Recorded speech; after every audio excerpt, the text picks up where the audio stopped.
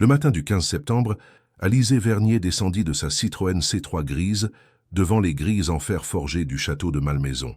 31 ans, cheveux châtains toujours attachés en chignon bas, elle portait un simple pull en cachemire beige et un pantalon de toile marine. Rien dans son apparence ne criait l'expertise, mais tout murmurait la compétence. Ses doigts fins effleurèrent la mallette de cuir usé qui contenait ses outils de mesure et ses carnets de croquis. Elle n'avait jamais eu besoin de se vendre. Son travail parlait pour elle. Spécialisée dans la restauration de patrimoines historiques, Alizée préférait l'ombre des chantiers à la lumière des magazines d'architecture. Le château se dressait devant elle comme une promesse brisée. 3 siècles d'histoire s'effritaient sous le poids du temps. Pierres de taille noircie, toiture d'ardoise percée, jardin à la française envahi par les ronces. Pourtant, dans cette désolation, elle percevait déjà la beauté cachée, comme un murmure d'espoir. « Mademoiselle Vernier ?» La voix la fit sursauter. Un homme en costume anthracite s'approchait, la démarche assurée malgré les graviers inégaux de l'allée. Gaëtan Bellois, 38 ans selon le dossier qu'elle avait étudié. Investisseur immobilier, fortune estimée à plusieurs centaines de millions d'euros, réputation de froideur légendaire dans le milieu des affaires. Il était plus grand qu'elle ne l'avait imaginé. Ses cheveux bruns étaient parfaitement coiffés, ses yeux d'un gris acier qui semblait tout analyser sans rien révéler. Une barbe de 3 jours sculptait une mâchoire volontaire. Beau, certainement. Accessible, sûrement pas. « Monsieur Bellois », répondit-elle simplement, tendant une main ferme qu'il serra brièvement. « Vous êtes en avance. J'apprécie la ponctualité. » Sa voix était grave, mesurée. Pas de sourire de politesse, pas de tentative de charme. Il lui plaisait déjà par ce qu'il ne faisait pas. Ils traversèrent les jardins en silence, leurs pas crissant sur les feuilles mortes. Alizée observait chaque détail, les statues décapitées par les intempéries, les buis centenaires qui avaient perdu leur forme géométrique, la fontaine de marbre blanc dont le bassin se remplissait de mousse verte. « Combien de temps ?» demanda-t-il soudain. « Pourquoi ?» La restauration complète. « Je déteste les projets qui s'éternisent. » Alizée s'arrêta devant la façade principale. Ses yeux parcouraient les fenêtres aux volets arrachés, les balcons en fer forgé rouillés, les corniches rongées par l'humidité. 18 mois, peut-être 20, si nous découvrons des complications structurelles. C'est long, c'est méticuleux. Un château comme celui-ci ne se bâcle pas, monsieur Bellois. 3 siècles méritent plus de respect qu'une rénovation d'appartements parisiens. Il la regarda alors vraiment pour la première fois. Pas le regard rapide et évaluateur qu'il avait posé sur elle en arrivant, mais quelque chose de plus attentif. Elle soutint son regard sans ciller, habituée aux tentatives d'intimidation des clients fortunés. « Vous n'essayez pas de me convaincre, » observa-t-il. « De quoi ? De vous choisir. Habituellement, les entrepreneurs me bombardent d'arguments, de promesses, de délais irréalistes pour décrocher le contrat. » Alizée haussa légèrement les épaules. « Si vous ne me faites pas confiance, vous trouverez quelqu'un d'autre. Je ne manque pas de travail. » Pour la première fois depuis qu'ils s'étaient rencontrés, elle crut voir l'ombre d'un sourire effleurer ses lèvres. Ils visitèrent l'intérieur en silence. Gaëtan ouvrait les portes. Alizée prenait des notes. Parfois, elle s'arrêtait devant un détail. Une moulure préservée, un parquet en marqueterie intact, une cheminée de marbre rose aux sculptures délicates, et ses yeux s'illuminaient d'une passion contenue. Dans le grand salon, elle s'agenouilla pour examiner le sol. Ses doigts effleuraient les lattes de chêne massif avec une tendresse presque maternelle. « Début XVIIIe siècle », murmura-t-elle. « Regardez ces veines, cette patine. Il faudra poncer, traiter, cirer. Mais quel trésor !» Gaëtan l'observait sans un mot. Cette femme parlait du bois comme d'autres parlèrent de poésie. « Vous aimez vraiment ce que vous faites », constata-t-il. « J'aime redonner vie à ce qui semblait perdu », répondit-elle en se relevant et poussetant ses genoux.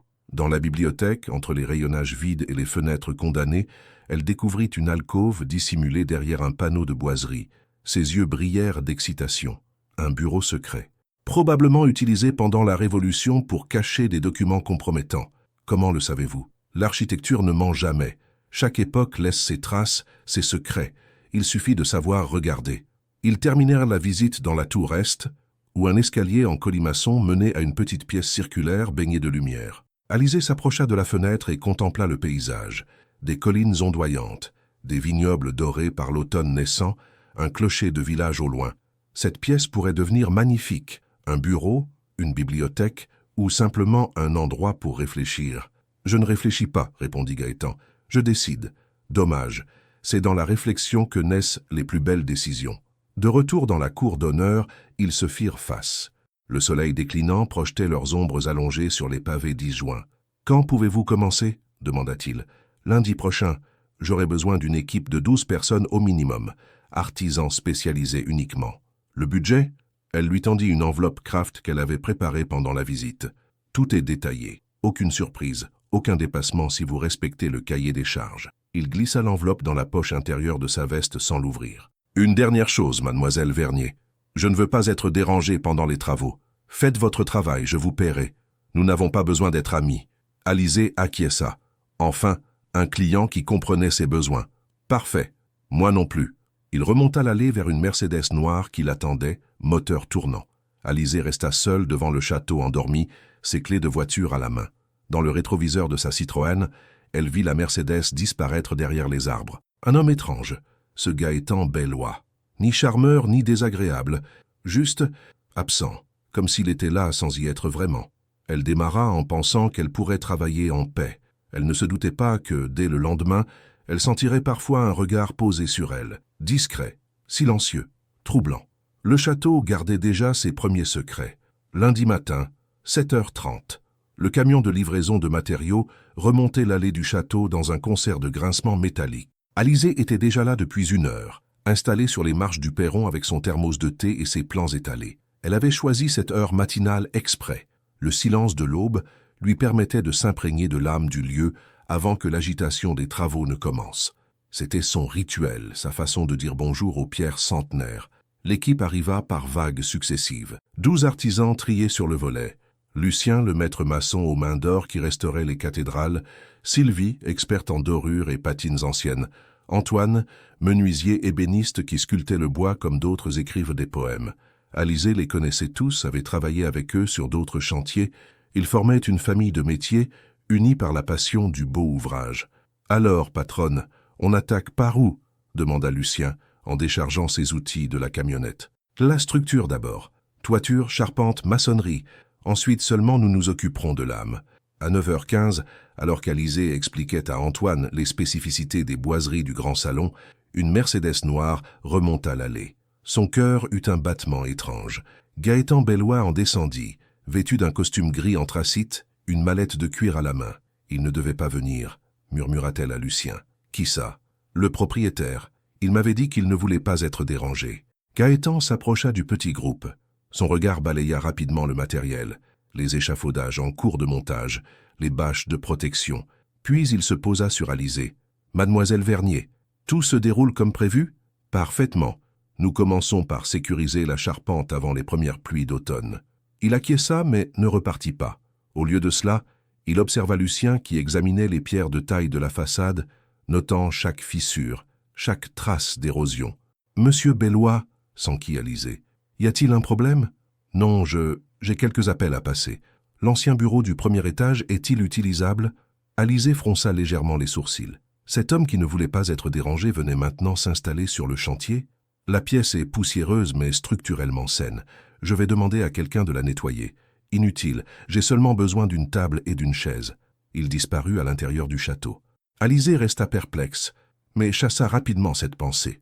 Elle avait du travail. Les heures s'écoulèrent dans un ballet bien orchestré. Chacun connaissait sa partition.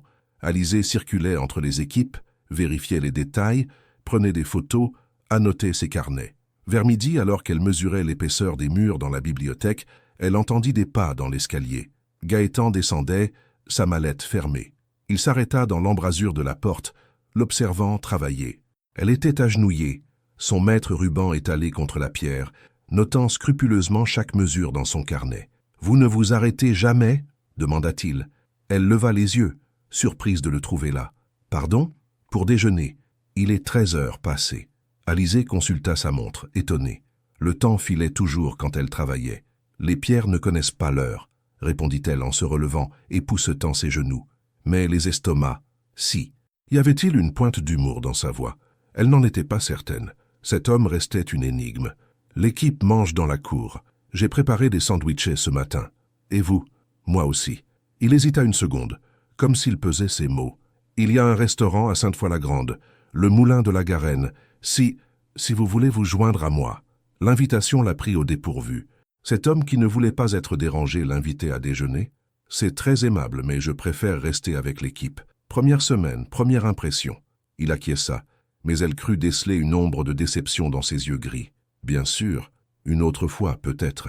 Il repartit vers sa voiture, la laissant avec une sensation étrange. Quelque chose avait changé dans son attitude. Quelque chose de presque vulnérable. L'après-midi passa vite.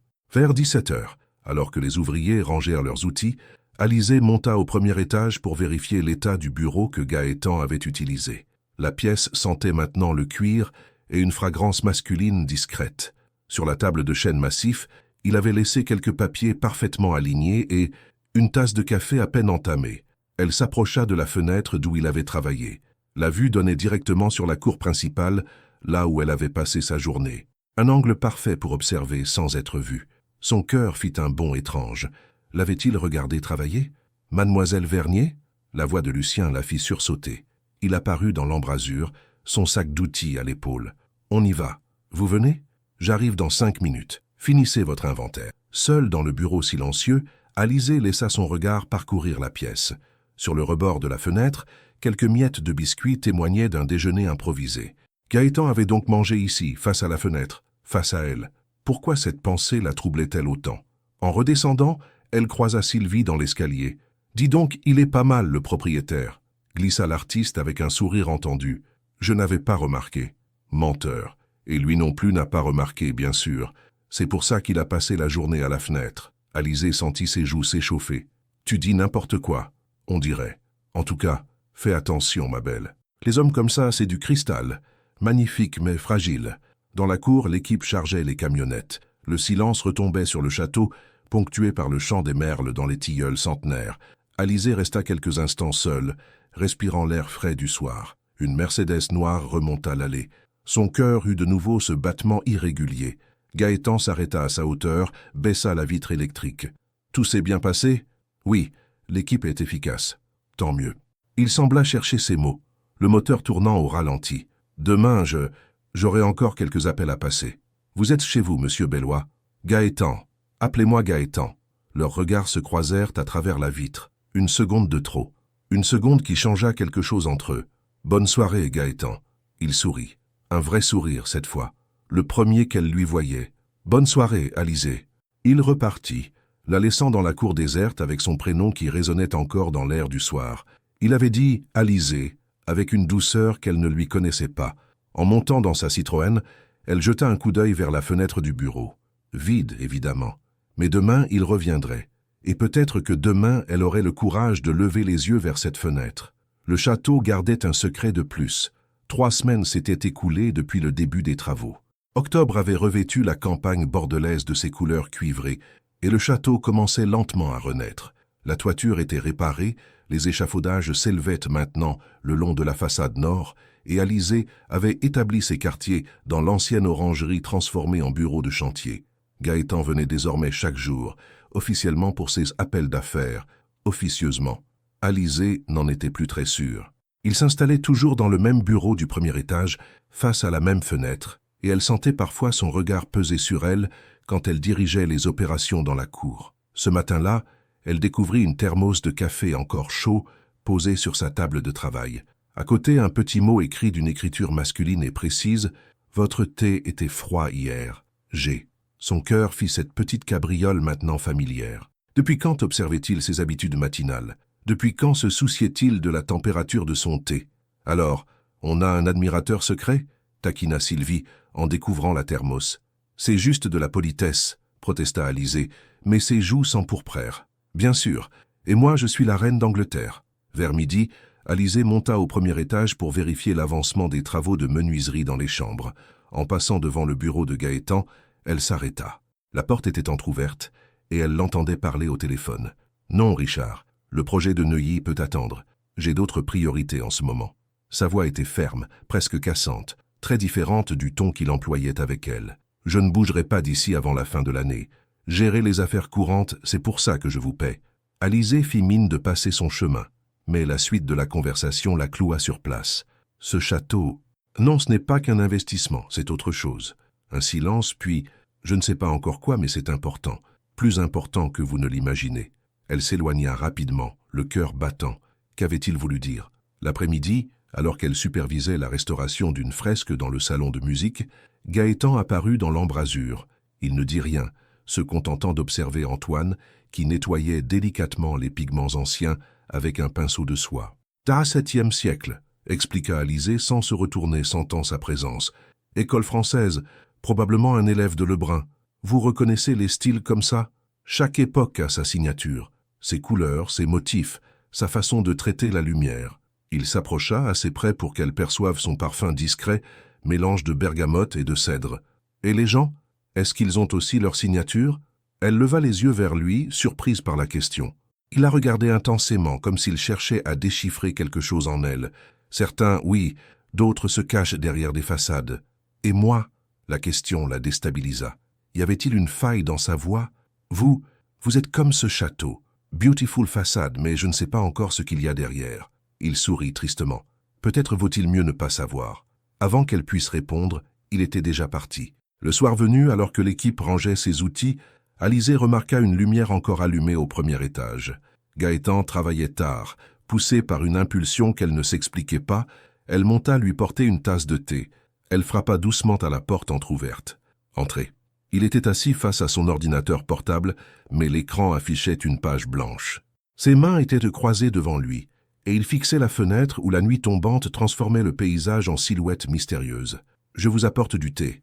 Il fait froid ce soir. »« Merci. » Elle posa la tasse sur la table, remarquant qu'il n'avait pas touché au sandwich qu'il avait apporté pour le déjeuner. « Vous ne mangez pas? Je n'ai pas très faim. » Elle s'attarda, ne sachant pas pourquoi. Quelque chose dans son attitude l'inquiétait. Une lassitude qu'elle ne lui avait jamais vue. « Gaëtan, tout va bien. » Il la regarda et pour la première fois, elle vit sa façade se fissurer. Une vulnérabilité fugace traversa ses yeux gris. « On est le 23 octobre, » dit-il simplement. La date ne lui disait rien, mais visiblement, elle avait une importance pour lui. « C'est un jour particulier ?» Il hésita longuement, comme s'il pesait les mots qu'il allait prononcer. « Ma sœur, elle aurait eu 40 ans aujourd'hui. » Le passé. Alizée comprit immédiatement. Une perte, une blessure qui saignait encore. « Je suis désolé. Elle est morte il y a 15 ans. Un accident de voiture sur l'autoroute A10. Il pleuvait, la visibilité était mauvaise. » Sa voix se brisa légèrement.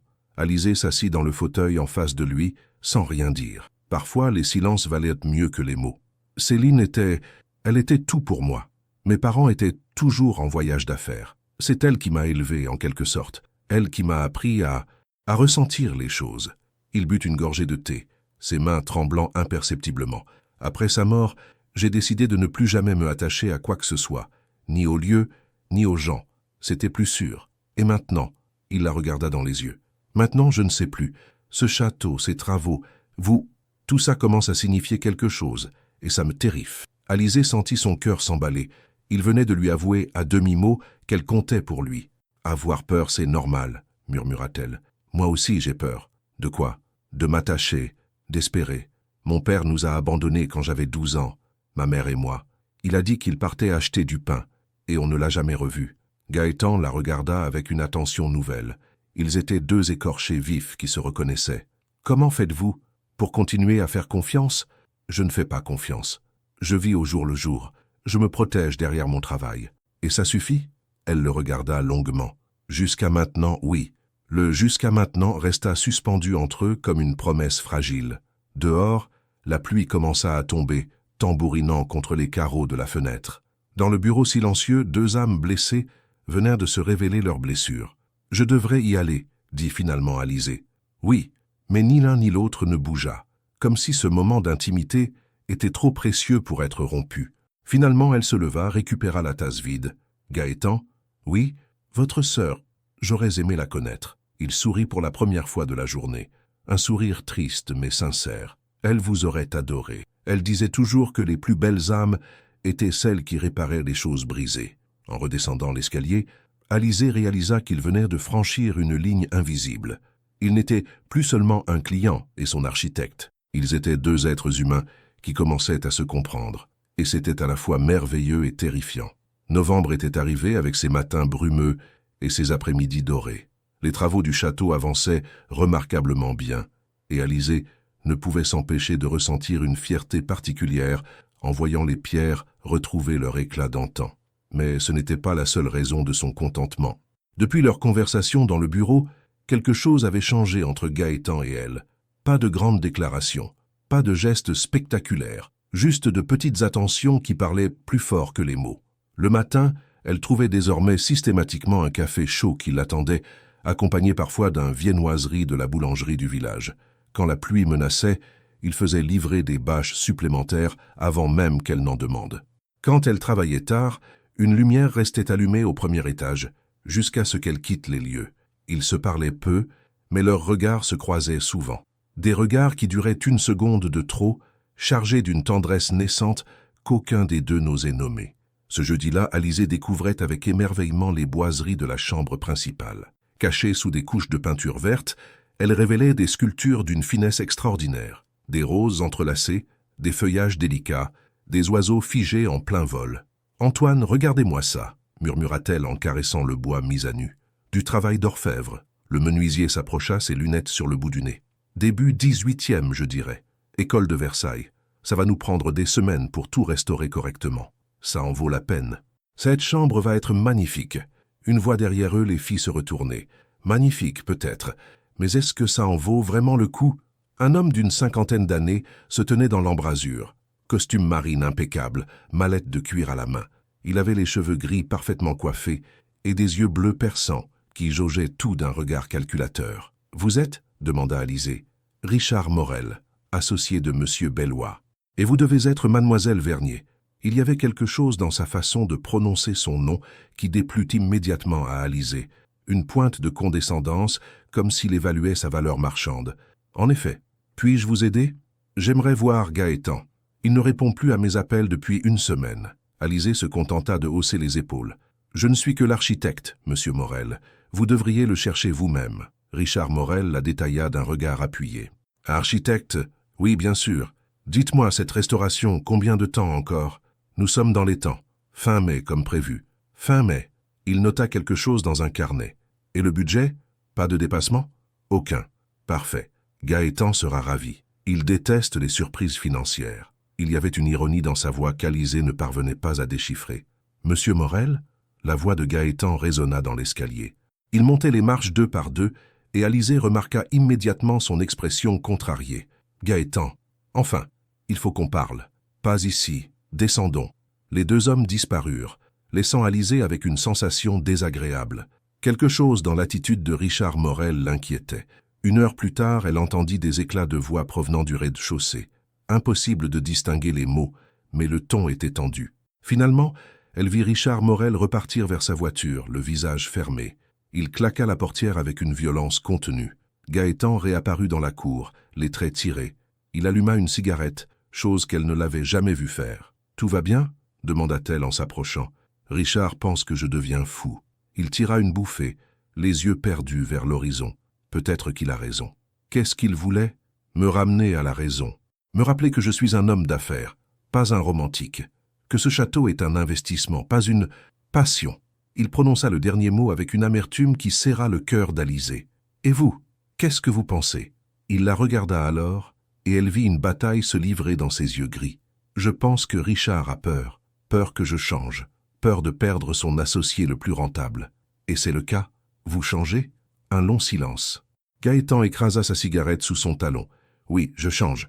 Et ça me terrifie autant que ça, le terrif. » Cette nuit-là, Alizée eut du mal à dormir. Les mots de Richard Morel tournaient en boucle dans sa tête. Architecte. Oui, bien sûr. Comme s'il sous-entendait autre chose. Comme s'il savait quelque chose qu'elle ignorait. Le lendemain matin, elle arriva plus tôt que d'habitude. Pas de café qui l'attendait, pas de lumière au premier étage. La Mercedes de Gaëtan n'était pas dans l'allée. « Il n'est pas venu hier soir non plus », lui apprit Lucien. Sylvie l'a attendu jusqu'à 8 heures pour lui montrer les dorures du salon. Il n'est jamais venu. Alizée sentit une boule d'angoisse se former dans son estomac. Que s'était-il passé après leur conversation? L'équipe travailla dans une atmosphère étrange. Chacun sentait que quelque chose avait changé, sans pouvoir nommer quoi. Vers midi, Sylvie s'approcha d'Alizée. « Tu vas le voir ?»« Voir qui ?»« Arrête, Alizée. On voit bien que quelque chose se passe entre vous deux. Et là, il a disparu. Qu'est-ce qui s'est passé avec ce type en costume ?» Alizée soupira. Impossible de mentir à Sylvie. Je ne sais pas. Richard Morel, son associé, il avait l'air hostile. Hostile comment? Comme si je représentais un danger pour leurs affaires. Sylvie fronça les sourcils. Un danger? Toi? Peut-être que Gaëtan s'implique trop dans ce projet. Peut-être que Richard pense que c'est ma faute. Hein, c'est le cas. Alizée resta silencieuse. L'était-ce? Avait-elle inconsciemment encouragé cette proximité? Avait-elle profité de la vulnérabilité qu'il lui avait montrée? Le soir, n'y tenant plus, elle prit sa voiture et se rendit en ville. L'hôtel, le Grand Hôtel de France, où Gaëtan avait ses habitudes selon Lucien. Le concierge lui confirma qu'il était bien descendu là, mais qu'il ne souhaitait recevoir personne. Dites-lui simplement qu'Alizée aimerait lui parler. 5 minutes. 10 minutes plus tard, il descendait. Costume froissé, cravate desserrée, cerne sous les yeux. Il avait l'air d'un homme qui n'avait pas dormi. Alizée, qu'est-ce que vous faites ici? Vous inquiétez? L'équipe s'inquiète. Que s'est-il passé? Il la guida vers le bar de l'hôtel, désert à 7 heures. Commanda un whisky qu'elle déclina. Richard a de gros investisseurs intéressés par le château, des Américains qui veulent en faire un hôtel de luxe. Ils offrent 3 fois ce que j'ai payé. Le sang d'Alizée se glaça. Et Richard pense que je devrais accepter, que c'est de la folie de refuser une telle offre pour des sentiments. Des sentiments? Il la regarda intensément. Il a dit que j'étais en train de tomber amoureux, d'un lieu, d'un projet, d'une femme, que ça nuisait à mon jugement. Le cœur d'Alizée battait si fort qu'elle était sûre qu'il l'entendait. Et il a raison? Gaëtan vida son verre d'un trait. Oui, il a raison. Et c'est exactement le problème. Il se leva, posa un billet sur la table. Je retourne à Paris demain. Richard va gérer la vente. Les travaux doivent s'arrêter. Gaëtan, non. C'est mieux ainsi, Alizée. Pour tout le monde. Il partit sans se retourner, la laissant seule dans ce bar d'hôtel avec le sentiment que tout s'effondrait autour d'elle. Dehors, la nuit était froide et sans étoiles. 3 semaines. 21 jours exactement depuis que Gaëtan était parti pour Paris, laissant derrière lui un silence qui pesait sur le château comme une chape de plomb. Alizée avait continué les travaux, respectant scrupuleusement le planning initial, mais son cœur n'y était plus. Chaque matin, elle arrivait avec l'espoir secret de voir la Mercedes noire dans l'allée. Chaque soir, elle repartait avec la même déception qui lui nouait l'estomac. L'équipe avait cessé de poser des questions après la première semaine, mais elle sentait leurs regards inquiets peser sur elle. « Tu maigris !» lui avait fait remarquer Sylvie la veille, en la voyant toucher à peine à son sandwich. C'était vrai. Alizée dormait mal, mangeait peu, et se réfugiait dans le travail avec une intensité qui l'inquiétait elle-même. Elle qui avait toujours su garder une distance professionnelle, découvrait avec amertume qu'elle était tombée dans le piège qu'elle redoutait le plus, s'attacher. Ce matin de décembre, elle inspectait les boiseries restaurées de la chambre principale quand Antoine l'interpella. « Alizée, il y a quelqu'un qui vous demande. » Dans la cour, une femme l'attendait, grande, élégante, cheveux blonds parfaitement coiffés, manteau de cachemire noir qui devait coûter plus cher que le salaire mensuel d'Alizée. Elle avait cette beauté froide et sophistiquée des femmes habituées aux magazines de mode. « Mademoiselle Vernier, je suis Inès Delcourt. » Le nom ne disait rien à Alizée, mais quelque chose dans l'attitude de cette femme la mit immédiatement sur ses gardes. « En quoi puis-je vous aider? J'aimerais visiter le château. Gaëtan m'en a beaucoup parlé. » Gaëtan. Elle avait prononcé son prénom avec une familiarité qui fit tressaillir Alizée. « Monsieur Bellois n'est pas là actuellement, et les visites ne sont pas autorisées pendant les travaux. » Inès sourit, un sourire qui n'atteignait pas ses yeux verts. « Oh, mais je ne suis pas n'importe qui. Gaëtan et moi, nous nous connaissons très bien, très intimement même. » Le sous-entendu était clair. Alizée sentit ses joues s'empourprer, mais maintint un ton professionnel. « Dans ce cas, je vous suggère de prendre rendez-vous directement avec lui. C'est déjà fait. Il rentre ce week-end. Nous allons passer quelques jours ensemble ici, comme au bon vieux temps. » Elle marqua une pause, savourant visiblement l'effet de ses paroles. « Il ne vous l'a pas dit? C'est étrange, vous sembliez si proche. » Alizée encaissa le coup sans broncher. Des années à travailler dans un milieu masculin lui avaient appris à ne jamais montrer sa vulnérabilité. « Monsieur Bellois et moi avons une relation strictement professionnelle. Bien sûr, c'est ce qu'il m'a dit aussi, que vous étiez, comment a-t-il formulé, efficace et discrète. Il apprécie la discrétion chez ses employés. » Le mot « employé » claqua comme une gifle. Alizée serra les dents. « Si vous voulez bien m'excuser, j'ai du travail. » Naturellement. Oh, au fait, Inès se retourna avant de remonter vers sa Porsche rouge. « Gaëtan m'a chargé de vous dire que les travaux se termineront comme prévu en mai, mais que le château sera vendu immédiatement après. Les nouveaux propriétaires ont d'autres projets pour le lieu. Elle monta dans sa voiture, baissa la vitre électrique. Il m'a dit aussi de vous remercier pour votre excellent travail. Il vous fera parvenir une lettre de recommandation. La Porsche disparut dans l'allée, laissant Alizée seule avec ses pensées qui tourbillonnaient. Une lettre de recommandation. Comme si tout ce qui s'était passé entre eux pouvait se résumer à une transaction commerciale. Alizée? Lucien s'approchait, l'air inquiet. Tout va bien? Tu es toute pâle. Ça va? Juste fatigue. Mais ça n'allait pas. Ça n'allait pas du tout. Elle venait de comprendre à quel point elle s'était leurrée. Les petites attentions, les regards, la conversation intime dans le bureau, tout cela ne signifiait rien pour lui. Elle n'était qu'une employée efficace et discrète. Ce soir-là, seule dans l'orangerie transformée en bureau, Alizée contemplait les plans du château étalés devant elle. 6 mois de travail, 6 mois de passion. Et pourquoi? Pour qu'un groupe d'investisseurs transforme ce joyau architectural en hôtel de luxe impersonnel. Elle repensa aux mots de Gaëtan, cette fameuse soirée d'octobre. Les plus belles âmes sont celles qui réparent les choses brisées. Sa sœur aurait dit ça. Mais apparemment, certaines choses étaient trop brisées pour être réparées. Certains cœurs trop blindés pour s'ouvrir vraiment. Un bruit de moteur dans l'allée interrompit ses pensées moroses. Son cœur fit un bond espoir, vite réprimé. La Mercedes noire s'arrêta devant le perron et Gaëtan en descendit. Il avait changé, plus mince, plus pâle, les traits tirés. Son costume était impeccable comme toujours, mais quelque chose dans sa posture trahissait une lassitude qu'elle ne lui connaissait pas. Leurs regards se croisèrent à travers la vitre de l'orangerie. Une seconde qui sembla durer une éternité. Puis, il détourna les yeux et se dirigea vers l'entrée principale. Alizée resta figée.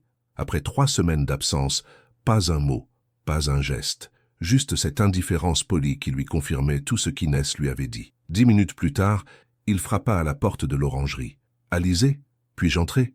Sa voix était différente, plus froide, plus distante. Celle du Gaëtan Bellois, homme d'affaires qu'elle avait rencontré le premier jour. « C'est votre château. » Il entra, referma la porte derrière lui, se planta devant la table, main dans les poches, et contempla les plans sans vraiment les voir. « Comment avancent les travaux ?»« Comme prévu.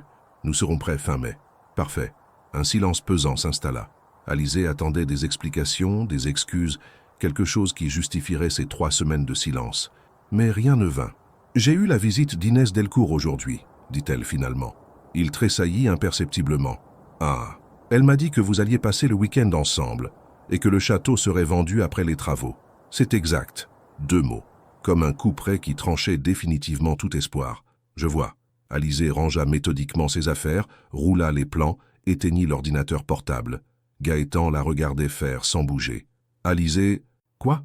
Elle avait parlé plus sèchement qu'elle ne l'aurait voulu, mais elle était au bout de ses forces émotionnelles. Rien, bonne soirée. Il sortit, la laissant seule avec ses déceptions et ses illusions perdues. Cette nuit-là, pour la première fois depuis le début du projet, Alizée pleura. Elle pleura sur ses espoirs déçus, sur sa naïveté, sur cette tendresse qu'elle avait cru voir dans ses yeux gris et qui n'était peut-être qu'un mirage. Mais surtout, elle pleura parce qu'elle venait de comprendre qu'elle était tombée amoureuse, vraiment profondément amoureuse, et que lui, visiblement, n'éprouvait rien d'autre qu'une sympathie polie pour son architecte efficace et discrète. Dehors, la nuit était glacée, et le château semblait pleurer avec elle. Le week-end avec Inès fut un supplice minutieusement orchestré. Alizée la voyait déambuler dans les couloirs du château comme si elle en était déjà la maîtresse, donnant son avis sur les travaux avec cette assurance que seuls possèdent ceux qui n'ont jamais douté d'eux-mêmes. Ces boiseries sont charmantes, mais ne trouvez-vous pas qu'elles manquent de modernité ? Avait-elle lancé à Alizée devant Gaëtan samedi matin. Un bon designer d'intérieur pourrait apporter une touche plus contemporaine. Alizée avait serré les dents et continué son travail sans relever. Mais quand Inès avait suggéré de simplifier les fresques du salon de musique, elle n'avait pu se taire. Ces fresques sont classées monuments historiques. Y toucher relèverait du vandalisme culturel. Quelle passion, avait ri Inès. Vous parlez de ces vieilles peintures comme s'il s'agissait de vos propres enfants. Le regard que Gaëtan avait posé sur Alizée à ce moment-là était indéchiffrable. Était-ce de l'approbation, du regret, de l'indifférence? Impossible à dire. Lundi matin, Inès était repartie dans sa Porsche rouge, non sans avoir déposé un baiser possessif sur les lèvres de Gaëtan devant toute l'équipe. Alizée avait détourné les yeux, le cœur serré. « Je reviens jeudi prochain », avait-elle annoncé. pour discuter des derniers détails avec les acheteurs américains. Après son départ, l'atmosphère sur le chantier resta tendue. Gaëtan avait disparu dans son bureau du premier étage, et Alizée n'avait plus revu que sa silhouette derrière la fenêtre. Plus de café chaud le matin, plus de regards échangés, plus de ces petites attentions qui avaient rendu les semaines précédentes si particulières. Mercredi soir, alors qu'elle finissait d'inventorier les matériaux dans l'orangerie, Sylvie passa la tête par la porte. « Tu viens prendre un verre au village avec nous ?» Lucien offre la tournée. « Non merci, je termine ça et je rentre. »« Alizée !» Sylvie entra et referma la porte. « Ça ne peut plus durer. De quoi tu parles?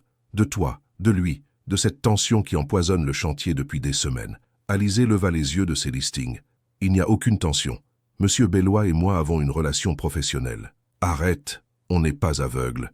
Cette femme, le week-end dernier, elle jouait un jeu, et tu le sais. Quel jeu? Celui de marquer son territoire. Elle était venue pour toi, pas pour lui. » Alizée secoua la tête. « Tu délires, Sylvie. Vraiment? Alors explique-moi pourquoi il était si malheureux tout le week-end, pourquoi il regardait partout sauf dans sa direction, pourquoi il disparaît dès qu'elle approche. Parce qu'il est discret ou parce qu'il regrette quelque chose ?» Après le départ de Sylvie, Alizée resta seule avec ses pensées. Et si son amie avait raison? Et si elle s'était trompée sur les sentiments de Gaëtan? Mais non, c'était stupide d'espérer. Il avait fait ses choix. Inès, la vente du château, le retour à sa vie d'avant. Vers 22 heures, elle éteignit les lumières de l'orangerie et se dirigea vers sa voiture. Une fenêtre était encore éclairée au premier étage. Gaëtan travaillait tard, comme souvent. Par impulsion, elle fit demi-tour et entra dans le château. L'escalier craquait sous ses pas, brisant le silence de la nuit. Elle frappa doucement à la porte du bureau. « Entrez !» Il était assis face à son ordinateur, mais l'écran affichait une page blanche. Devant lui, un verre de whisky à peine entamé et des papiers froissés qui ressemblaient à des lettres abandonnées. « Alizée, que faites-vous ici si tard ? » J'ai vu de la lumière. Je voulais m'assurer que tout allait bien. » Il la regarda longuement et elle crut voir passer une lueur de reconnaissance dans ses yeux. « Tout va bien. Enfin, non. Rien ne va bien. » Il se passa une main dans les cheveux, geste qu'elle ne lui avait jamais vu. « Asseyez-vous, s'il vous plaît. » Elle prit place dans le fauteuil en face de lui, le cœur battant. « Gaëtan, si c'est à propos du château, de la vente, je comprends. C'est votre décision. Ce n'est pas ma décision. » Il avait parlé si bas qu'elle crut avoir mal entendu. « Comment ça, cette vente? Inès, Richard, ils ont tout orchestré. Ils pensent que c'est pour mon bien, que je deviens fou, que je perds le sens des affaires. » Il but une gorgée de whisky, grimaça. « Peut-être qu'ils ont raison, peut-être que je perds effectivement la raison. » « Pourquoi ?» Il la regarda dans les yeux et soudain, tous ses masques tombèrent. « Parce que je n'arrive pas à vous oublier. Parce que chaque matin à Paris, je pensais à vous. À votre façon de caresser les boiseries comme si elles étaient vivantes, à votre passion pour ce château, à cette conversation que nous avons eue en octobre. » Sa voix se brisa légèrement. « J'ai essayé de revenir à ma vie d'avant. J'ai essayé de renouer avec Inès, de redevenir l'homme que j'étais.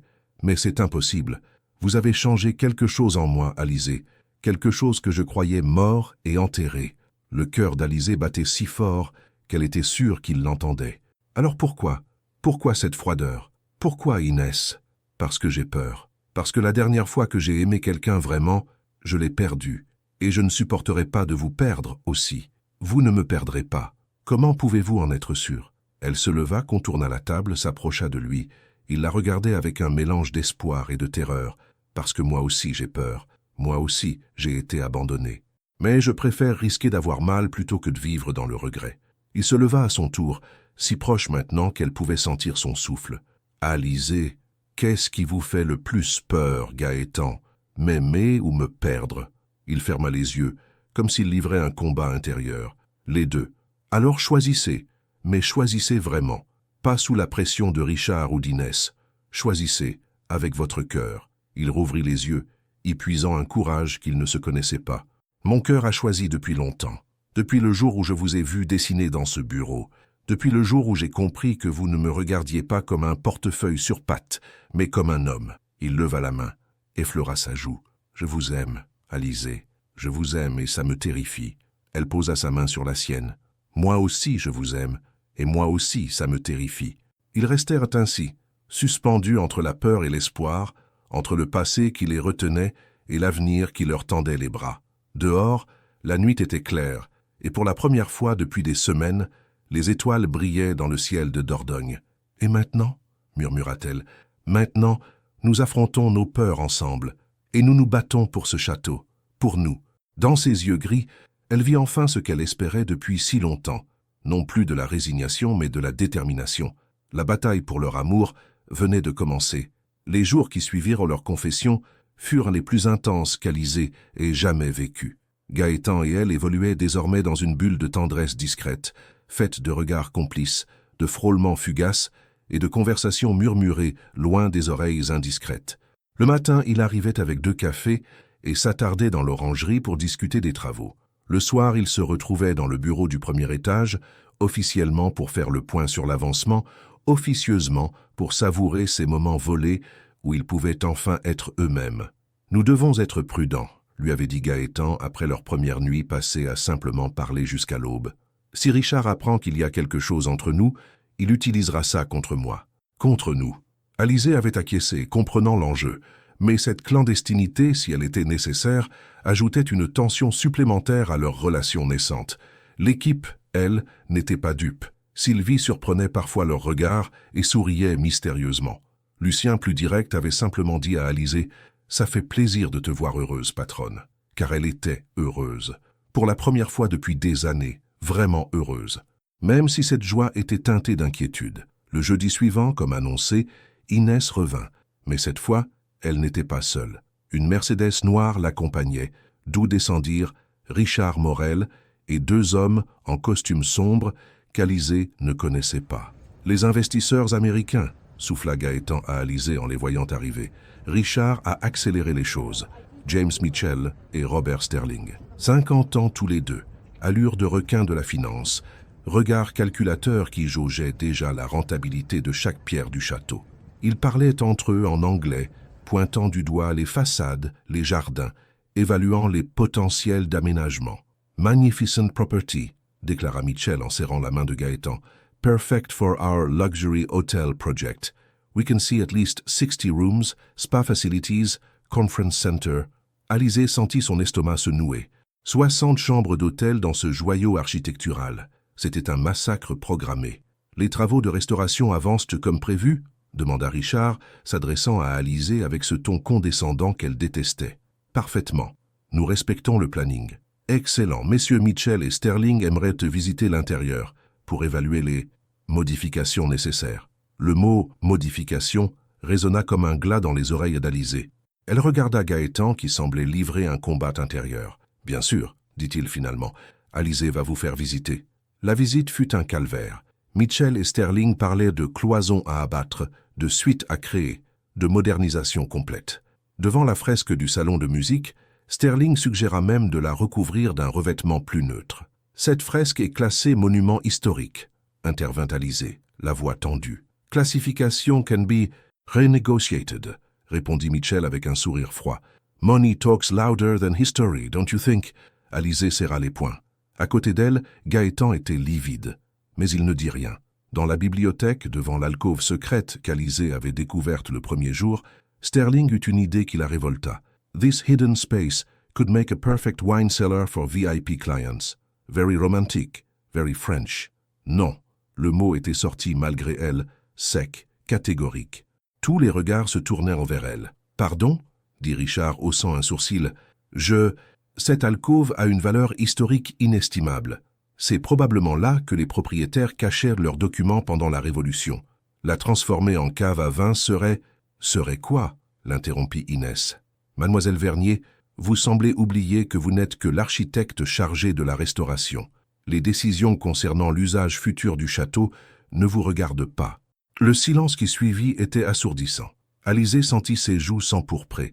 Elle venait de commettre une erreur tactique majeure. « Inès a raison, » dit Richard. « Mademoiselle Vernier, votre travail se limite à remettre ce château en état. Point final. » Gaëtan n'avait toujours rien dit. Alizée croisa son regard et il eut une détresse qu'il tentait de dissimuler. Il était pris au piège entre ses sentiments et les pressions de son entourage. « Bien sûr, » murmura-t-elle. « Excusez-moi. » Le reste de la visite se déroula dans une atmosphère glaciale. Alizée donna les informations techniques demandées d'une voix neutre, évitant soigneusement tout commentaire personnel. Vers 18 heures, les Américains repartirent, visiblement satisfaits. Richard et Inès restèrent pour finaliser les détails avec Gaëtan. Alizée se réfugia dans l'orangerie, le cœur lourd. Elle entendait des éclats de voix provenant du château. Richard haussait le ton, parlait de sentiments mal placés et d'erreurs de jugement. Inès, elle, avait cette voix suave et manipulatrice qu'elle prenait quand elle voulait convaincre. Vers 20 heures, une Mercedes démarra dans l'allée, puis une Porsche. Le silence retomba sur le château. Alizée attendit quelques minutes avant de se rendre au bureau du premier étage. Gaëtan était assis dans l'obscurité, les mains jointes devant lui. « Gaëtan ?» Il leva les yeux vers elle. Dans la pénombre, elle vit qu'il avait l'air épuisé. « Ils savent », dit-il simplement. Le cœur d'Alizée se serra. « Quoi ?» Richard et Inès. Ils savent qu'il y a quelque chose entre nous. Votre réaction cet après-midi, ils ont compris que vous vous sentiez concerné au-delà du professionnel. Il se leva, s'approcha de la fenêtre. Richard m'a donné un ultimatum. Soit je signe la vente demain matin, soit il retire tous ses investissements de mes autres projets. Ça représente des millions d'euros. Et Inès, un sourire amer effleura ses lèvres. Inès m'a dit que si je renonçais à vous, elle oublierait cette passade et que nous pourrions reprendre notre relation. Elle est prête à faire semblant que rien ne s'est passé. Alizée sentit ses jambes se dérober sous elle. « Qu'est-ce que vous allez faire ?» Il se tourna vers elle, et dans ses yeux, elle vit une détermination qu'elle ne lui connaissait pas. « Je vais leur dire d'aller au diable. »« Gaëtan, non. Vos affaires, votre fortune. À quoi me servent l'argent et le succès si je ne peux pas vivre avec la femme que j'aime ?» Il s'approcha d'elle, prit ses mains dans les siennes. « Alizée, je vous propose quelque chose de fou, quelque chose qui va à l'encontre de tout ce que j'ai toujours été. Quoi? Fuyons. Partons ensemble, loin de Richard, d'Inès, de toutes ces pressions. Recommençons ailleurs, simplement. » Elle le regarda, éberluée. « Vous êtes sérieux? Plus que je ne l'ai jamais été. J'ai de l'argent placé à l'étranger, assez pour vivre confortablement. Nous pourrions nous installer en Toscane. Vous pourriez restaurer des villas, moi, j'apprendrai à vivre vraiment. » L'offre était tentante, terriblement tentante, mais... Et le château? Son visage s'assombrit.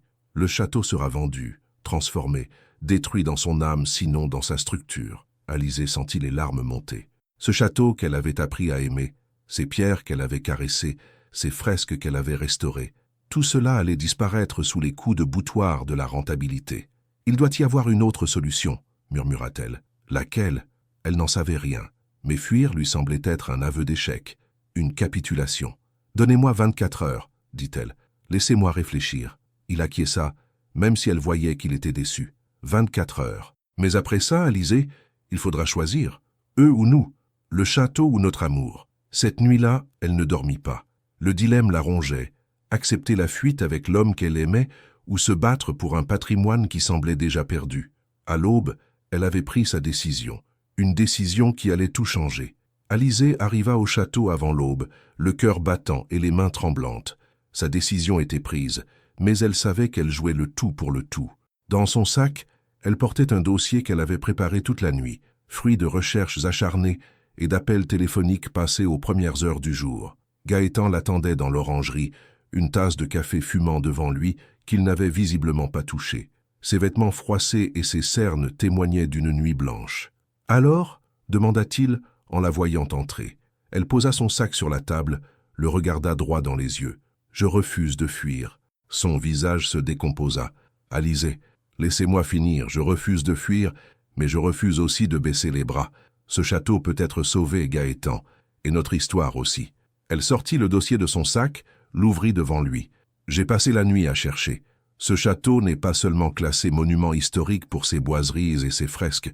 L'ensemble du domaine est protégé. Jardin à la française, orangerie, écurie, tout. » Gaëtan fronça les sourcils. « Et alors ? Alors, tout projet de transformation majeure doit être validé par les monuments historiques.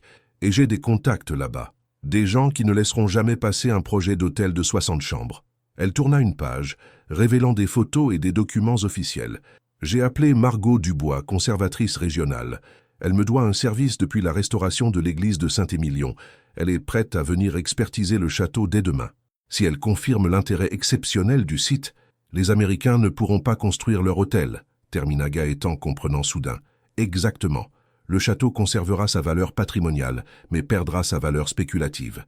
Mitchell et Sterling se désisteront. » Un espoir fragile s'alluma dans les yeux de Gaëtan. « Et Richard ? Richard ne peut pas retirer ses investissements de vos autres projets. J'ai vérifié. Vous avez des contrats blindés. Il bluffe. Comment savez-vous tout ça? Alizée rougit légèrement. J'ai appelé votre avocat, maître Beaumont. Je lui ai dit que j'étais votre assistante et que vous aviez besoin d'une vérification urgente. Gaëtan la regarda avec un mélange d'admiration et d'incrédulité. Vous avez fait ça pour moi, pour nous? Pour le château aussi, et pour Céline. Il tressaillit en entendant le prénom de sa sœur. Ma sœur aurait adoré ce lieu. Elle se serait battue pour le préserver comme vous le faites. Je ne peux pas la trahir en laissant tout détruire. Il se leva, contourna la table, la prit dans ses bras. Et si ça ne marche pas? Si Richard trouve un autre moyen de pression, alors nous affronterons ça ensemble. Mais au moins, nous nous serons battus. Il l'embrassa tendrement et pour la première fois depuis des jours, elle sentit sa tension se relâcher. Qu'est-ce qu'on fait maintenant? Maintenant, on attend Richard. Et on joue serré. Richard arriva vers 9 heures, accompagné d'Inès et d'un homme qu'Alizée ne connaissait pas. Grand, sec, lunettes d'acier, mallette de cuir noir. Il avait l'allure d'un avocat d'affaires. « Gaëtan, » dit Richard sans préambule, « j'espère que tu as pris la bonne décision. »« Asseyons-nous, » répondit Gaëtan calmement. « Nous avons des choses à discuter. » Ils se réunirent dans le salon de musique, devant la fresque restaurée, qui semblait ironiquement présider aux négociations. L'avocat sortit des papiers de sa mallette. « Contrat de vente prêt à signer, » annonça-t-il. « Prix convenu, conditions standards. » Gaëtan prit les documents, fit mine de les examiner. « Il y a un problème, » dit-il finalement. « Quel problème ?» s'impatienta Richard. « Les monuments historiques. Je viens d'apprendre que l'ensemble du domaine est protégé, pas seulement les boiseries, tout le château. » Le visage de Richard se durcit. « Qu'est-ce que tu racontes ?» Alizée intervint, sortant son dossier. « Voici les documents officiels. Classification datant de 1978, révisée en 2015. Tout projet de modification importante doit être validé par la conservation régionale. » L'avocat prit les papiers, les examina rapidement. Son visage se décomposa. « C'est exact. Ces documents sont authentiques. »« Putain !» explosa Richard. « Pourquoi personne n'a vérifié ça avant ?» Inès, elle, regardait Alizée avec une haine non dissimulée. « Très malin, mademoiselle Vernier. Mais ne croyez pas que ça va arrêter quoi que ce soit. »« Ah non ?» Alizée se tourna vers elle, un sourire froid aux lèvres. « Parce que j'ai oublié de mentionner quelque chose. Margot Dubois, conservatrice régionale, vient expertiser le château demain. Si elle recommande un classement renforcé, le château deviendra invendable pour ce type de projet. » termina Gaëtan. Richard était livide. « Tu nous mènes en bateau. Tu savais tout ça depuis le début. » « Non. Alizée l'a découvert hier soir. En se battant pour sauver ce château. Contrairement à vous, elle comprend que certaines choses valent plus que l'argent. Ne sois pas ridicule, Gaëtan. Cette architecte t'a monté la tête. Elle profite de tes sentiments pour... Pourquoi? Pour me faire comprendre que j'étais en train de vendre mon âme. » Gaëtan se leva, imposant dans sa colère contenue. « Richard, notre association s'arrête ici. Maître Beaumont m'a confirmé que tu ne peux pas retirer tes investissements de nos projets communs. Nos contrats sont blindés. Tu as vérifié? Oui, et j'ai aussi découvert autre chose d'intéressant. Le projet de Neuilly, celui que tu voulais, tant que je reprenne, tu as déjà signé avec les Américains. Tu voulais me vendre le château pour me forcer à reprendre Neuilly et toucher ta commission. » Le silence qui suivit était assourdissant. Richard regardait Gaëtan avec un mélange de fureur et de respect forcé. « Très bien, » dit-il finalement. « Tu veux jouer? Jouons. Mais ne viens pas pleurer quand tu réaliseras que l'amour ne paie pas les factures. » Il ramassa ses affaires, fit signe à l'avocat de le suivre. Inès, elle, s'approcha de Gaëtan. « Tu fais une erreur monumentale. Cette femme ne t'apportera que des problèmes. Quand tu en auras assez de jouer au châtelain romantique, appelle-moi. » Elle sortit à son tour, laissant Gaëtan et Alizée seuls dans le salon silencieux. « C'est fini ?» demanda Alizée. « Pas encore. Il faut que Margot Dubois confirme la classification. Mais oui, je crois que c'est fini. » Il la prit dans ses bras, la fit tournoyer. « Vous vous rendez compte de ce que vous venez de faire? Vous avez sauvé ce château. Vous m'avez sauvé. Nous nous sommes sauvés mutuellement. » Il la reposa, plongea son regard dans le sien. « Alizée Vernier, vous êtes la femme la plus extraordinaire que j'ai jamais rencontrée. Intelligente, courageuse, passionnée et amoureuse, ajouta-t-elle en souriant. Et amoureuse, Dieu merci. » Dehors, les oiseaux chantaient dans les arbres centenaires du parc. Le château, leur château, était sauvé. Mais surtout, ils avaient prouvé qu'ensemble, ils pouvaient affronter n'importe quelle tempête. « Qu'est-ce qu'on fait maintenant ?» demanda Alizée. « Maintenant, on finit la restauration. Et après on vit, tout simplement. » Pour la première fois depuis des mois, l'avenir leur souriait. Mai était arrivé avec ses promesses de renouveau. Les travaux du château touchaient à leur fin et Alizée contemplait avec une fierté émue l'œuvre accomplie. Les pierres avaient retrouvé leur éclat doré, les boiseries révélaient leurs sculptures délicates, les fresques respiraient à nouveau la vie. Margot Dubois était venue comme promis et son expertise avait dépassé tous les espoirs. Non seulement elle avait confirmé la classification renforcée, mais elle avait également recommandé le château pour le prix national de la restauration patrimoniale, une reconnaissance qui allait attirer l'attention des médias spécialisés. « Votre travail est remarquable, Alizée », lui avait dit la conservatrice. « Jamais je n'ai vu une restauration aussi respectueuse de l'âme d'un lieu. Vous avez un don que, pour la première fois de sa vie, Alizée ne cherchait plus à cacher. Les relations avec Gaëtan avaient évolué naturellement.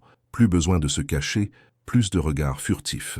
Richard et Inès avaient disparu de leur vie, laissant place à une intimité sereine et profonde. Gaëtan avait réorganisé ses affaires pour pouvoir rester en Dordogne, gérant ses investissements à distance et découvrant les joies d'une vie moins frénétique. « Je n'arrive pas à croire que j'ai vécu 40 ans sans savoir ce que c'était que de regarder un coucher de soleil sans penser au cours de la bourse », lui avait-il confié un soir, assis dans la tour est qu'ils avaient transformée en leur refuge secret.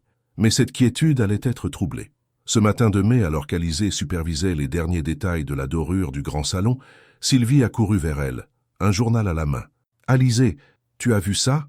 Sur la première page du quotidien régional, une photo du château restauré s'étalait sous le titre « Le joyau de la Dordogne renaît grâce à une architecte de génie ». Alizée pâlit en lisant l'article. Non seulement son nom était mentionné, mais le journaliste avait fait des recherches sur ses précédents travaux, révélant son rôle dans plusieurs restaurations prestigieuses qu'elle avait volontairement gardées discrètes. « Alizée Vernier, l'architecte qui murmure aux pierres », proclamait le sous-titre. « C'est fantastique !» s'exclama Sylvie. « Tu vas enfin avoir la reconnaissance que tu mérites !» Mais Alizée ne partageait pas son enthousiasme. L'exposition médiatique était exactement ce qu'elle avait toujours fui. « Où est Gaëtan ?» demanda-t-elle, la gorge serrée. Au téléphone dans son bureau, il avait l'air préoccupé. Alizée monta l'escalier 4 à 4. La porte du bureau était fermée, mais elle entendait la voix de Gaëtan tendue, presque agressive. « Non, François, je ne donnerai aucune interview. Ni moi, ni Alizée. Comment ça? Opportunité commerciale. Ce château n'est pas à vendre. Je me fiche de savoir combien ils offrent. » Il raccrocha brutalement, se retourna en entendant Alizée entrer. « Vous avez vu le journal ?» dit-elle. Ce n'était pas une question. « Oui, et mon téléphone n'arrête pas de sonner depuis ce matin. Journaliste, magazine d'architecture, investisseur, tout le monde veut parler du couple qui a sauvé le patrimoine français. » Il se passa une main dans les cheveux, geste qu'elle reconnaissait maintenant comme un signe de stress. François Lemaire, du magazine Architectural Digest, propose un reportage de 20 pages. Les chaînes de télé s'arrachent notre histoire, et ce n'est que le début. Alizée sentit la panique monter. « Je ne veux pas de tout ça, Gaëtan. Je ne veux pas être exposé. »« Je sais, moi non plus. Alors on refuse tout ?» Il hésita et cette hésitation la glaça. « C'est compliqué, Alizée. Cette reconnaissance, elle pourrait vous ouvrir des portes extraordinaires. Vous pourriez avoir les plus beaux projets de France. »« Je ne veux pas des plus beaux projets de France, je veux juste... » « Quoi ?» Elle le regarda, et soudain, tout lui parut clair. Cette conversation, cette situation, elle ravivait ses peurs les plus profondes. « Je veux juste qu'on me laisse tranquille, comme avant. »« Comme avant. Vous voulez dire quand vous vous cachiez, quand vous gâchiez votre talent par peur d'être vu. » Ces mots la blessèrent comme des lames. « Je ne gâchais rien. J'étais heureuse. »« Vous étiez en survie, Alizée. Il y a une différence. Et maintenant, qu'est-ce que vous voulez? Que je devienne une star de l'architecture? Que nous devenions le couple médiatique du patrimoine français? Je veux que vous ayez le choix. Pour une fois dans votre vie, avoir vraiment le choix. » Le silence qui suivit était lourd de non-dits. Alizée comprenait soudain que leur vision de l'avenir n'était peut-être pas la même. « Gaëtan, est-ce que vous voulez de cette exposition ?» Il détourna le regard. « Une partie de moi, oui. Une partie de moi est fière de ce que nous avons accompli et aimerait que le monde entier le sache. Et l'autre partie veut vous protéger. Vous gardez pour moi seul, loin des regards et des convoitises. » Alizée s'assit dans le fauteuil face à lui, les jambes soudain flageolantes. « Nous avons un problème, oui. Parce que moi, je veux disparaître, retourner dans l'ombre. Et vous, vous voulez briller. Ce n'est pas si simple, Alizée. »« Si, ça l'est. J'ai passé ma vie à fuir l'attention. Ce château, c'est moi avec vous, c'était un parenthèse. Mais maintenant, tout recommence. Les projecteurs, les questions, les gens qui vont fouiller dans ma vie privée. Elle se leva, se dirigea vers la fenêtre. Mon père nous a quittés le jour où ma mère a eu sa photo dans le journal local pour son travail d'institutrice. Il a dit qu'il ne supportait pas d'être l'homme de l'ombre d'une femme qui réussit. Gaëtan tressaillit. « Alizée, je ne suis pas votre père. »« Non ? Alors pourquoi est-ce que j'ai l'impression que vous allez me demander de choisir entre vous et mon besoin d'invisibilité ?» Il se leva à son tour, s'approcha d'elle. « Parce que peut-être que c'est exactement ce que je fais. » Le cœur d'Alizée se serra. « Gaëtan, je vous aime, Alizée. Mais je ne sais pas si je peux vous aimer dans l'ombre pour le reste de ma vie. J'ai 40 ans. J'ai envie de vivre pleinement, d'assumer nos sentiments publiquement. Et moi, j'ai 31 ans et j'ai besoin de paix pour survivre. » Ils se regardèrent, et pour la première fois depuis des mois, le fossé entre eux semblait infranchissable. « Qu'est-ce qu'on fait ?» murmura-t-elle. « Je ne sais pas. » Dehors, les journalistes commençaient à arriver. Des voitures se garèrent dans l'allée, des photographes sortaient leurs objectifs. Le château qu'ils avaient sauvé ensemble devenait le théâtre de leur première vraie crise. « Je vais partir quelques jours, » dit Alizée. « Le temps de réfléchir. »« Où ?»« Chez ma mère, à Périgueux. J'ai besoin de comprendre ce que je veux vraiment. » Il acquiesça, même si elle voyait que ça lui coûtait. « Et nous ? » ?»« Je ne sais pas, Gaëtan. Pour la première fois depuis que nous nous connaissons, je ne sais vraiment pas. » Elle quitta le château 1 heure plus tard, sous les flashs des photographes qui mitraillaient sa voiture. Dans le rétroviseur, elle vit Gaëtan sur le perron, seul, regardant s'éloigner la femme qu'il aimait sans savoir s'il la reverrait. L'ironie était cruelle. Ils avaient sauvé leur amour des pressions extérieures, pour le voir menacé par leur propre incompatibilité profonde. 2 semaines s'étaient écoulées depuis le départ d'Alizée. 14 jours pendant lesquels Gaëtan avait refusé toutes les interviews, fermé les grilles du château aux journalistes et vécu dans un silence qui lui rappelait douloureusement celui d'avant elle. Le château était terminé, parfait, magnifique, mais vide de son âme, comme si les pierres elles-mêmes pleuraient l'absence de celle qui les avait fait renaître. Gaëtan passait ses journées dans la tour est, contemplant les collines dorées par le soleil de mai, se repassant en boucle leur dernière conversation. Avait-il eu tort d'exiger qu'elle sorte de l'ombre ? Avait-elle eu raison de fuir plutôt que d'affronter ses peurs ?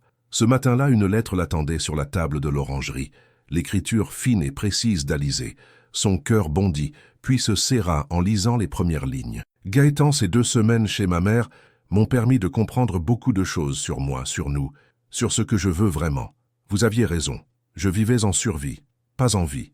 J'ai passé 20 ans à me protéger de la douleur, en me protégeant de tout. De l'exposition, de la reconnaissance, de l'amour véritable.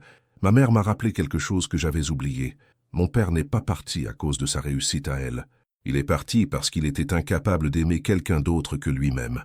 Sa lâcheté n'était pas la faute de ma mère, et elle ne doit pas dicter le reste de ma vie. J'ai pris une décision. Je ne reviendrai pas. Pas parce que je ne vous aime pas, mais parce que je vous aime trop pour vous imposer mes peurs. Vous méritez quelqu'un qui peut marcher à vos côtés dans la lumière, pas quelqu'un qui vous tire vers l'ombre. Le château est votre œuvre autant que la mienne. Gardez-le, aimez-le, vivez-y pleinement. Je garderai précieusement le souvenir de ces mois où j'ai découvert ce que signifiait vraiment aimer et être aimé. Alizée, PS. Dans le bureau secret de la bibliothèque, j'ai laissé quelque chose pour vous, un cadeau d'adieu. Gaëtan froissa la lettre, la lissa, la relut 3 fois. Puis il se précipita vers la bibliothèque, le cœur battant. Dans l'alcôve cachée, posé sur le bureau de marqueterie qu'ils avaient restauré ensemble, un carnet de cuir usé l'attendait. Il l'ouvrit avec des mains tremblantes.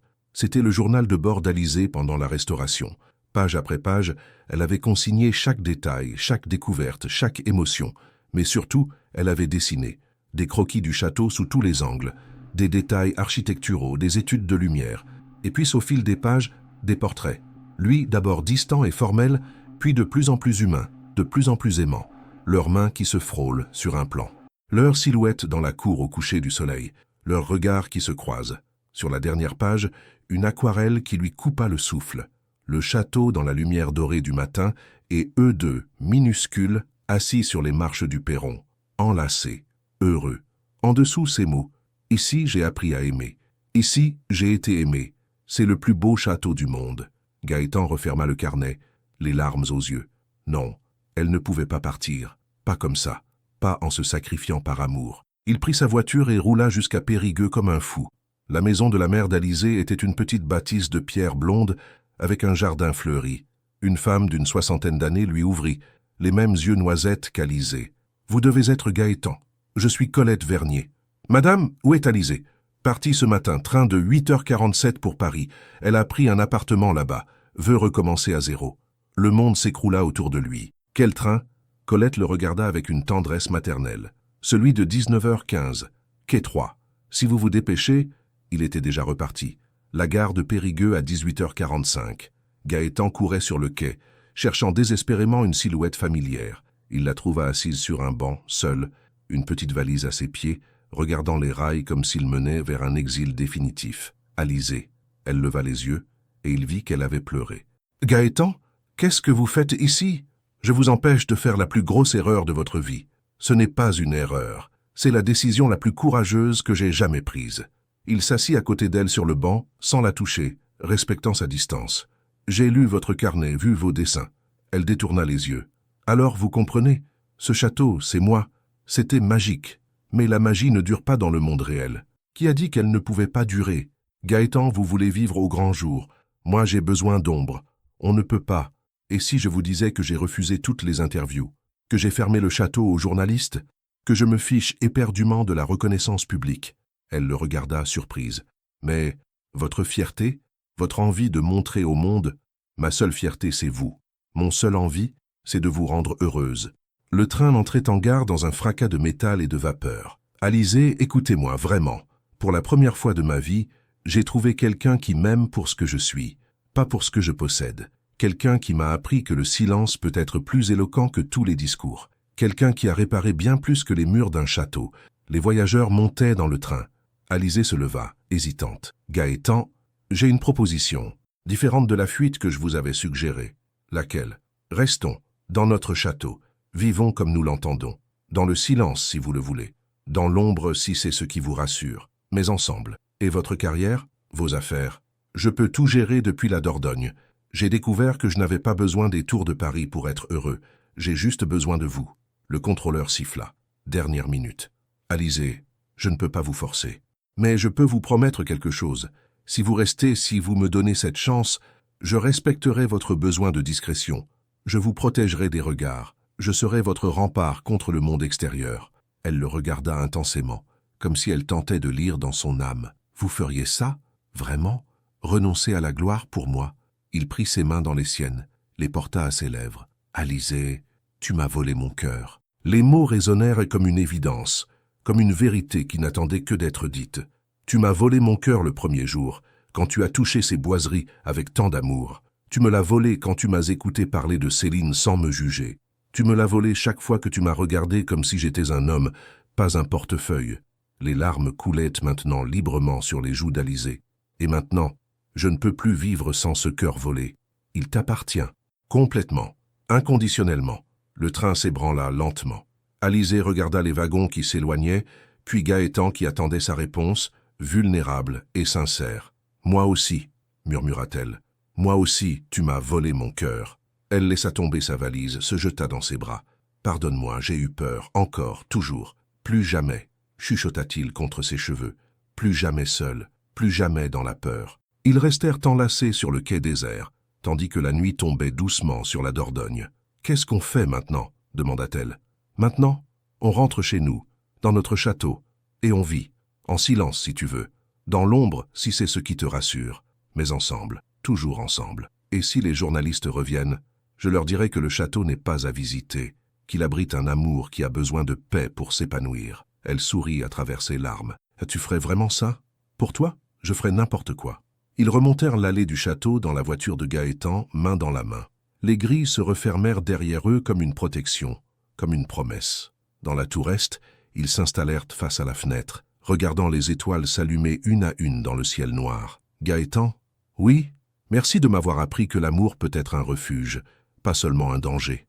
Merci de m'avoir appris que le bonheur ne se mesure pas aux applaudissements du monde, mais aux battements de cœur qu'on partage. » Ils s'endormirent cette nuit-là, dans les bras l'un de l'autre, enfin libérés de leur peur, enfin prêts à construire ensemble un amour qui n'aurait besoin d'aucun témoin pour exister.